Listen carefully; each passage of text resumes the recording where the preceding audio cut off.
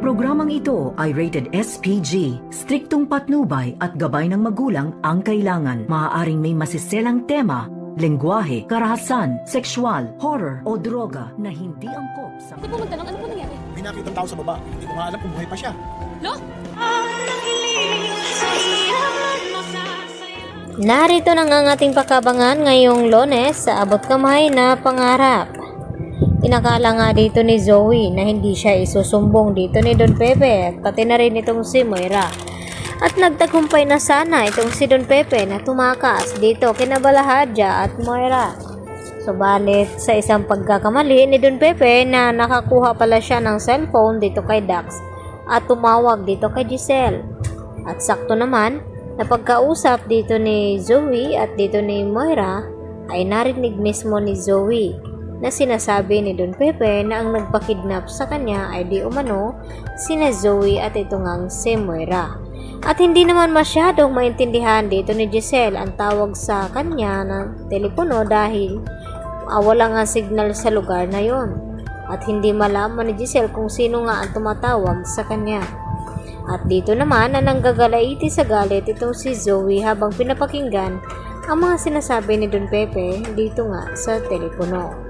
At hanggang sa lumabas ng kotse itong si Don Pepe dahil gusto niya makatakas dito kay Zoe at hinabol ni Zoe at pilit na kinukuha itong cellphone na hawak nga ayaw ni Don Pepe. At sa hindi inasahan ay hindi sinasadya ni Zoe na maitulak ni Zoe itong si Don Pepe dito naman sa tulay kaya nahulog ito padaos-os sa baba. Kaya agad na nakonsensya itong si Zoe at hindi niya malaman kung buhay pa ba o patay na itong kanyang Lolo Pepe. Kaya hindi niya makaya ang sitwasyon na ito. Kaya agad na tumawag siya dito kay Carlos at ipinaalam na umiiyak itong si Zoe at nagtanong ito si Carlos na kung ano ang nangyari dito kay Zoe.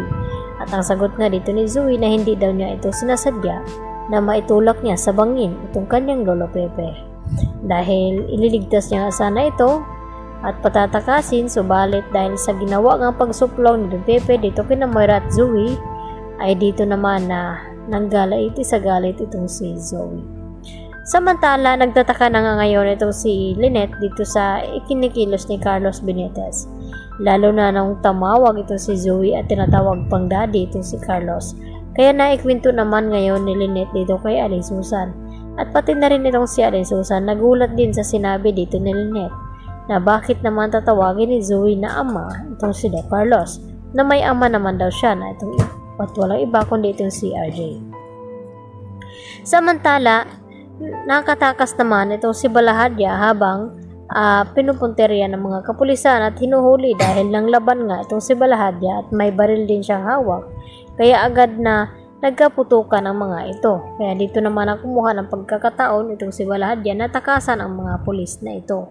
At pati na rin itong si Moira. Nasa likod nga ito dumaan at hindi nga napansin ng mga kapulisan.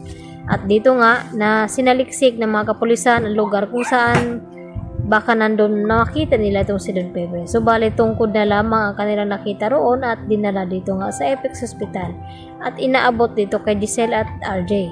At dito na nga na umiyak ng husto itong si Giselle na makita niya ang tungkod ng kanyang pa.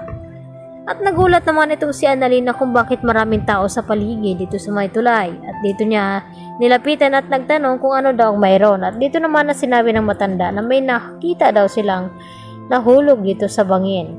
At hindi niya sure kung buhay o patay na ba daw ang matandang ito. At na pagtanto ni Annalena nang lumapit ito kung sino ay dito naman yan na tinatawag na lolo itong nakasakay na nga sa rescue area. Kaya yan naman ang ating pakatutukan at abangan ngayong Lunes mga kapuso kung talagang maliligtas pa nga ba ito si Don Pepe o hanggang doon na lang kanyang buhay. Yan lang po at maraming salamat sa inyong panonood. Bye-bye!